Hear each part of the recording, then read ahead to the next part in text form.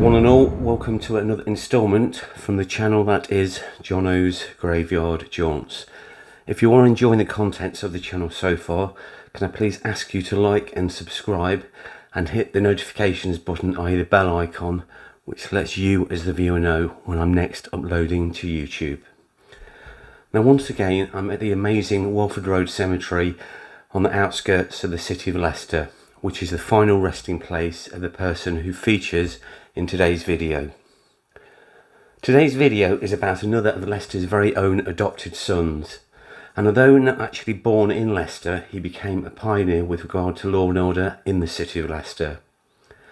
Now the person who features in today's video is a man by the name of Frederick Goodyer, who originally trained as a London peeler before moving to Leicestershire in 1836. So what is a peeler then, and where does the name come from? A peeler was a nickname given to the first police officers.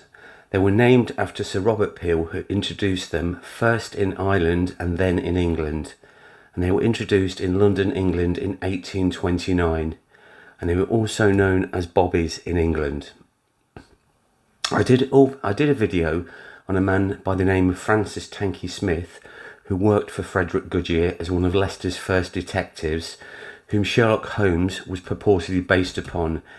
Now before they fell out, Tanky Smith undertook some very lucrative work for the very wealthy and aristocratic Winstanley family, which enabled him to build the stunning piece of architecture known as Top Hat Terrace. Now I'll add a link to the video in the description below in case you are interested. In today's video, I shall visit the Guildhall in Leicester, which was Leicester's first police headquarters and the home of Chief Constable, i.e. Frederick Goodyer. Now the Guildhall itself dates from the 14th century. I will also be adding some footage of the inside and the outside of the building, including the part that was the accommodation for Frederick Goodyer at the time. Also the part of the Guildhall where the 3 cells were located for offenders at the time. For our paranormal viewers, the Guildhall has lots of activity and is considered to be the most haunted building in Leicestershire, with 5 ghosts reported. And for the thespians amongst you, this is where the bard himself, yes, William Shakespeare, performed in the 16th century in the Great Hall in front of Queen Elizabeth I at the time. We know the building has remained unaltered since Shakespeare's visit because the Guildhall is a Grade 1 listed building, which means, and I quote, a building of exceptional national, architectural or historical importance. I will put up some old pictures of the Guildhall so you can see it's hardly changed at all since the 16th century.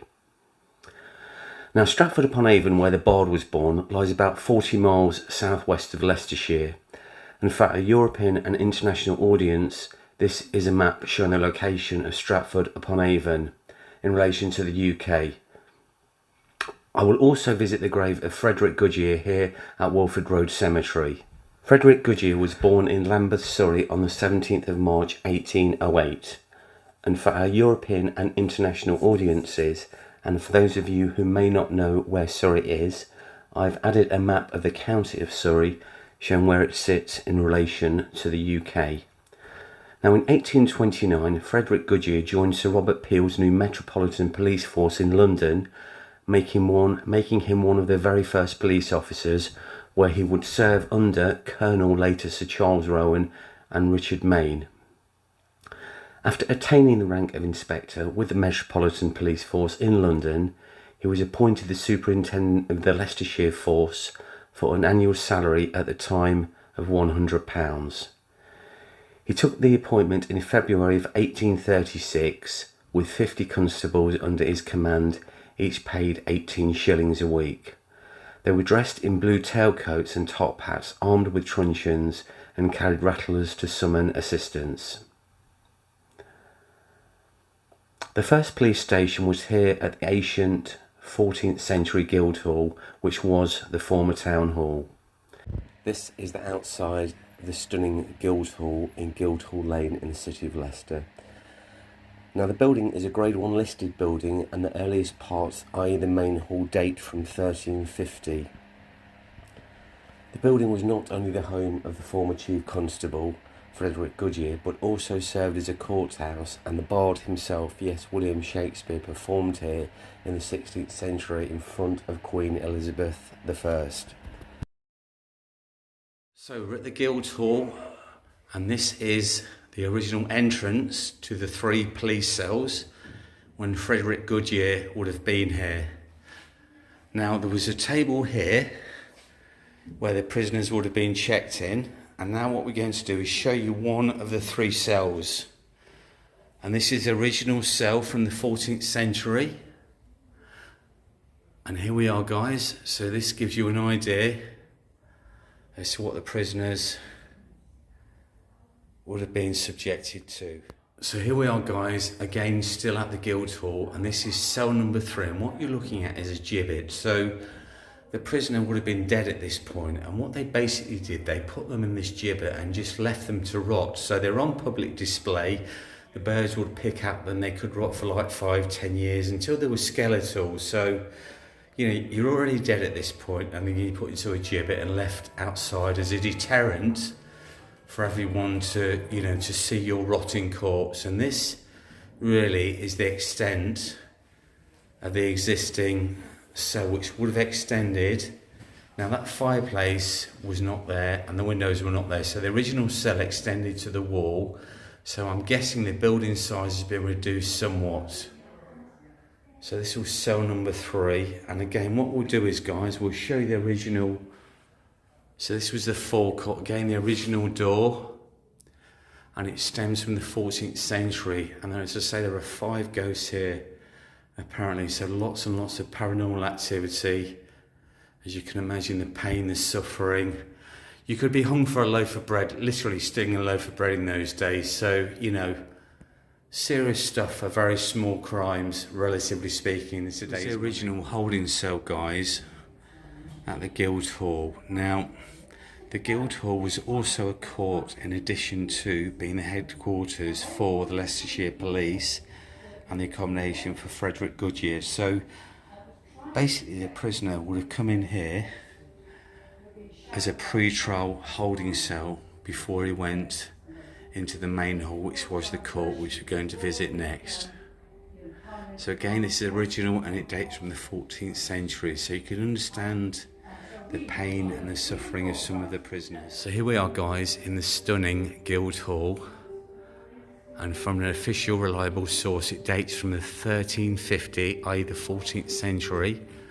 And what you're looking at now are the listed beams. Now, remember, this is a Grade 1 listed building of significant architectural and or historical importance. Now, this was the court, and reputedly Queen Elizabeth would have stood in that balcony, which is not original, to watch the bard here perform in the main hall in the 16th century, William Shakespeare. So the convict or the victim would have sat here, and what you see on the top left hand corner was where the jurors would have sat. Now they could have seen the perpetrator, but the perpetrator could not have seen them. So this was a court, obviously, when Frederick Goodyer occupied the premises. And there's obviously a lot of paranormal activity because there was a lot of strife here. People were worried you could get hung for stealing a loaf of bread in those days. So you can kind of understand the paranormal activity associated with it. Now my camera's playing up, which suggests there's some interference with this device. But isn't it a beautiful building? So this is the Guildhall, Leicester's most haunted building, with allegedly 5 ghosts, and the bard himself, William Shakespeare, appeared in this great hall in the 16th century. So this is what you're looking at right now. So guys, we're here at the stunning Guildhall, and what we're looking at now is the cottage that Frederick Goodyer, as his Chief Constable, would have moved into. Now, it's now private offices, so we obviously can't get access to it, but this is the original architecture. As you can see, there was a stunning forecourt in the area, so this is where he would have enjoyed. And this is the original Guildhall. We're just doing like a panoramic view here. So as you can see, it's a stunning building. So that's the original cottage that was built for Frederick Goodyer to move into as a Chief Constable of Leicester. So guys, this is the Guildhall and the original Mayor's Parlour, dating from the 16th century. So it was an addition to the Guildhall. Now that fireplace is original. How beautiful and ornate is the decoration on that. And what we'll do is, this is all original panelling, and we'll see, and we'll look at that coat of arms there, again original, and just look at the architecture. It's beautiful, isn't it? Again, there's lots and lots of paranormal activity here. So this is the Guildhall, and again it dates from the 16th century. Sometime after Frederick Goodyer would have resided here, but it's such a stunning part and an original part of the building. It's important that we document it and show it. And for our paranormal enthusiasts and obviously our historians, interest being twofold.